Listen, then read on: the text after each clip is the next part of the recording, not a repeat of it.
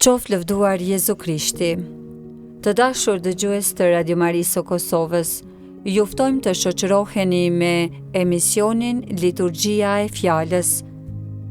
Dëgjojmë leximet dhe komentin e Ungjillit nga e diela e tretë e kohës së ardhjes. Leximin e parë lexon Motër Irenea Lekaj, Psalmin Jehona Gashi, leximin e dytë Nora Ukaj, ndërsa komentin e Ungjillit do të dëgjoni nga Patër Prel Gjurashaj. Hiri i Zotit qoftë me ju. Lexim prej librit të Isais profet. Le të gëzojnë vendet e shkreta e të papërshkrueshme, le të galdojnë shkretëtira e të lulëzoj si lili, le të bulëzoj e le të lulëzoj, le të gazmoj në hare të shpërthej, ju dhurua lavdia e Libanit, e Karmelit, Stolia dhe e Saronit. Do ta shohin lavdinë e Zotit, shkelqimin e hyjit ton. Përtritni në fuqinë e duarve të lodhura, fuqi jepni gjunjve të marakotur. Thoni atyre që i kalshuar semra, mbahuni, frikë mos keni. Ja hyji juaj, erdhi hakmarrja, ja bëhi shpagimi i hyjit. Vetë do të vi e do t'ju shëlboj. Atëherë sytë do t'u qelen të verbërve, veshët e të shurdhurve do të dëgjojnë.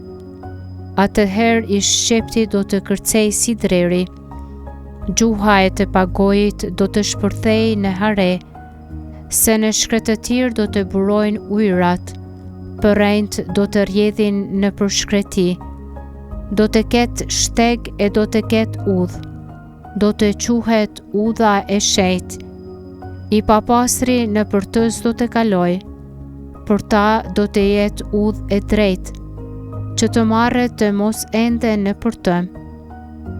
Do të kthehen të shpërblyrit prej Zotit, do të hynë në Sion me britma gëzimi, do të qesh fytyra me gëzim të përhershëm, do t'i shoqëroj gëzimi e hareja, do të zhduket trishtimi e dënesja.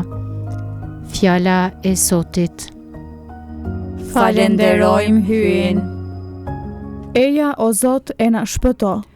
Eja o Zot e na shpëto. Zoti e mban besnikrin për amshim. U jep të drejtën të nëpërkembërve. U jep ushqim të uriturve. Zoti i çliron robërit. Eja o Zot e na shpëto. Zoti u jep dritën e syve të verbërve. Zoti ndreq të korrusurit. Zoti do të drejtët. Zoti i mbron ardhacakët. Eja o Zot e na shpëto. U ndihmon bonjakëve e të vejave, ndërsa mëkatarëve u apërshtjellon udhët. Zoti do të mbretëroj për jetë, hyje yt, o Sion, nga breznia në brezni. Eja o Zot e na shpëto. Lexim prej letrës së Shën Jakobit Apostull. Vëllezër, jeni të durueshëm deri në ditën e ardhjes së Zotit. Ja, edhe bujku e pret frytin e çmueshëm të tokës, i durueshëm me të deri ta kap shiu i lashtë dhe i voni. Jeni të durueshëm edhe ju, forconi zemrat tuaja, sepse ardhja e Zotit u afrua. Mos u ankoni, vëllezër, njëri kundër tjetrit, që të mos dënoheni, që gjykatësi qëndron para derës. Merrni, o vëllezër, për shembull të vuajtjes edhe të duresës, profetët që folën në emër të Zotit. Fjala e Zotit. Falenderojmë hyjin. Aleluja. Shpirti i Zotit hyj është mbi mua, sepse Zoti më shuguroi, më dërgoi t'u sjell të përvuajturve lajmin e gëzueshëm. Aleluja.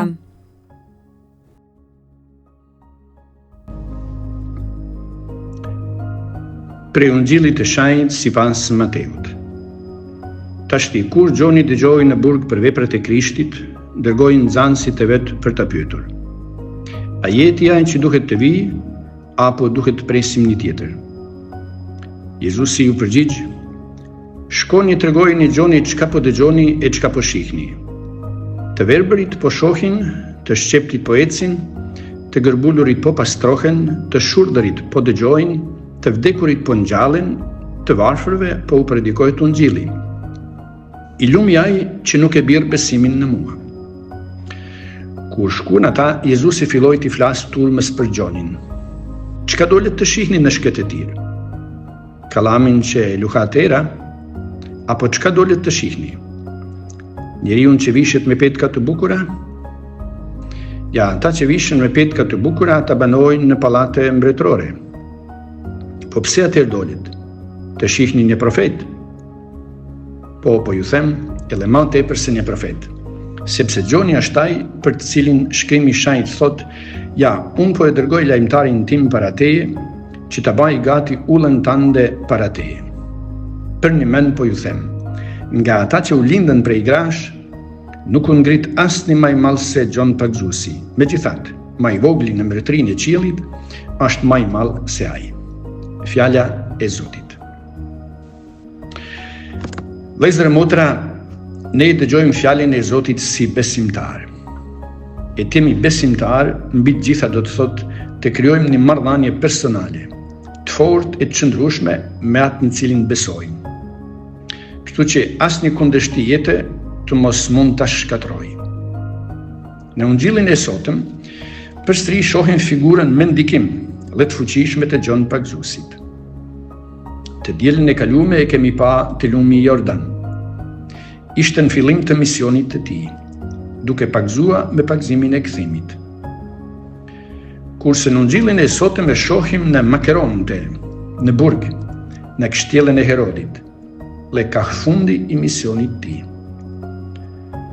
Nxënësit e tij shkonin të takonin në burg. I kishin treguar për Jezusin dhe për veprimtarinë e tij.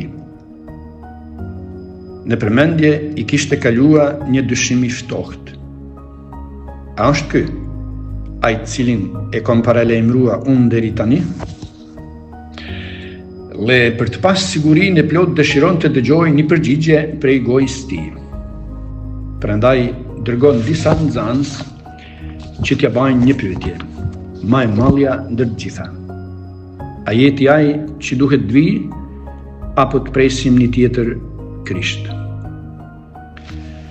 Gjoni ndoshta po dyshonte se Jezusi edhe mund të mos ishte ai për cilin kishte thënë: ai që vjen pas meje është më i madh se unë, dhe unë nuk jam i daj as t'ja zgjidh sandalet. Kishte premtuar se ai pagzon me shpirtin e shenjtë, dhe kishte treguar Jezusin para nxënësve të tij se ai është qengji i hyjut që e shlyen katin e gjithë botës.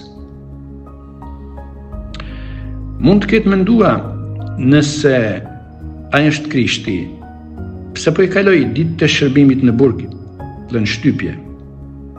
Por edhe mund të ketë mendua, unë kam shpallë se në ditët e tia do të përdor spatën duke prerë çdo lanë që nuk jep fryt të mirë e do të hillet në zjarr. Por Jezusi nuk po e përdorte ndëshkimin. Sipas fjalëve të Jezusit, Gjoni ishte më i madhi ndër njerëzit që kanë lindë prej një gruaje. Si atëherë ky dyshim në shpirtin e Gjonit? Aty ku është besimi i vërtet, pritje e madhe, mund të futet edhe mosbesimi. Mund të dyshojë vetëm ai që beson, nuk dyshon jo besimtari. Mosbesimi i fshehur i njerëzve të mirë, ndonjëherë në orën e tundimit, mund të vënë në pikpyetje të vërteta të më të rëndësishme. Por ne shpresojmë se besimi i Gjonit nuk ishte paksuar në këtë rast. Dhe sa ai vetëm kishte dëshirë të jetë i forcuar dhe i siguruar në misionin e tij. Edhe Jezusi në momentin e vështirë të jetës ankohet te Ati për mungesën e pranisë të tij, aty me ta. I kërkon: pse më ke braktis? Njeriu besimtar ka të drejtë të dyshojë në atë që beson. Ka të drejtë të kërkojë pse nuk doli ashtu si shpresoi. Njeriu besimtar nuk është robot, nuk është një makinë llogaritëse. është njëri i gjallë, me ndjenja dhe një marrëdhënie dashurie. Besimtari duhet të ketë guxim të pyesë Zotin pse. Jezusi atyre që kishin ardhur në emër të Gjonit ju kërkon t'i tregojnë çka kanë pa me sytë e tyre dhe çka kanë dëgjuar. Do me thanë, kishin pas se të verbrit po shohin, të shqeptit po ecin, të gërbullurit po pastrohen, të shurdërit po dëgjohin, të vdekurit po ngjallen, të varfërve po u predikohet Ungjilli. A ishte ky Krishti që e kishte shpall Gjoni? Ndoshta jo. Ndoshta donte një Krisht më të rrept. Jo një që merret me të smur që konsideroheshin dënuar për shkak të mëkateve.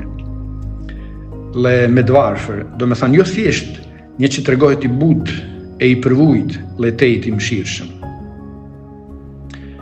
Në përgjigjen e Jezusit, pjesa më e rëndësishme mbetet qortimi i tij me dashuri, që e jep në fund. I lumi ai që nuk e bjerë besimin në mua. Në gjuhë të tjera, të gjithë e përkthejnë këtë pjesë i lumi ai që nuk shkandullohet në mua. E me u shkandullua, në të vërtet do të thotë me bjerë besimin në Zotin, dhe me ra prej fejet. Vetë Jezusi darkën e fundit, do të paralajmërojë nxënësit e tij për këtë rrezik. Ju thoshte, të gjithë do të shkandulloheni me mua. Pse? Çka do të ndodhë?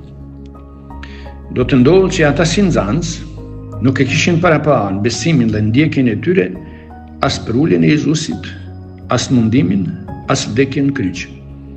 Dhe kur ndodhen të gjitha këto, feja tyne kishte ra poshtë. Donin një Krisht tjetër, të fortë dhe fitimtar, jo të butë e të përvujt. Arsyet e shkandullimit ndaj Jezusit janë të ndryshme. Shumë prej nxënësve të tij bjerrin besimin për shkak të pa përgatitjes në fe. Një ditë në sinagogën e Kafarnaumit u zbuloi një vërtet të madhe. Kush ha trupin tim, dhe pi gjakun tim, ka jetën e pasosur. Nxënësit përgjigjen se mësimi i tij ishte i pakuptueshëm dhe i rand për dëgjim. Jezusi pyeste, pse ju shkandullon kjo gjë? Arsye shkandullimit bëhet edhe atëherë kur nga njëra anë mëson me dije të padëgjuara dhe vepron në mrekulli të fuqishme. E nga ana tjetër, dëgjuesit e Nazaretit e njihnin gjithë familjen e tij modeste. Çuditeshin si mund të ketë dalë prej tyre. Kështu Jezusi bëhej shkak mosbesimit për ta. Përsëri, arsye mund të jenë vështirësitë e jetës. Shën Pali tregon se ka pas mundësi të shkandullohet në marrëdhënie me Zotin për shkak të vujtjeve dhe kundërshtimeve të shumta që ka pësuar. Ja disa prej tyre, ai dëshmon: prej judenjve mora 5 herë nga 39 frushkuj. 3 herë kom qenë i rrahur me thupër, 1 herë i vram me gur. 3 herë kom përjetuar një mbytjen. 1 natë e 1 ditë kom kaluar në valët e detit. E shumë të tjera si këto. Pali apostulli ja kishte kushtuar jetën Jezu Krishtit. Vetes tij kishte mohuar gjithçka. Jetonte vetëm e vetëm për me shërbyer Zotin për hapjen e Ungjillit. Mund t'i kishte kërkuar Zotit, unë shërbej ty e ti më mbro. Megjithatë, mbështetja që Zoti sigurisht ja ka lanë gjatë shërbimit apostolik nuk e liroi prej vujtjeve të randa trupore. Ai është i vetëdijshëm se mund ta kishte bjerë fen, dhe u shkruan të krishterëve: kush shkandullohet e unë të mos përvlohem? Në fund të jetës, i bindun se le mund të ishte larguar prej Krishtit, deklaron: vrapimin e bana e fenë e ruajta. Thesarin e fejes e kishte ruajt pacën unë e të plot. Marrëdhënia me Zotin, e mira më e madhe, kishte mbete pa prekun. Prandaj Jezusi në kërkesën e Gjonit përgjigj: I lumi ai që nuk e birë besimin në mua. As atëherë kur nuk mëson si na pëlqen ne, e nuk vepron sipas pritjeve tona njerëzore. Amen. Të dashur dëgjues të Radio Marisë së Kosovës, u shoqëruat me emisionin Liturgjia e Fjalës. Dëgjuam leximet dhe komentin e Ungjillit të së dielës së tretë të kohës së ardhjes. Me ju ishin Motër Irenea Lekaj, Jehona Gashi, Nora Ukaj, ndërsa komentin e Ungjillit e dëgjuat nga Pater Prel Gjurashaj. Hiri i Zotit qoftë me ju.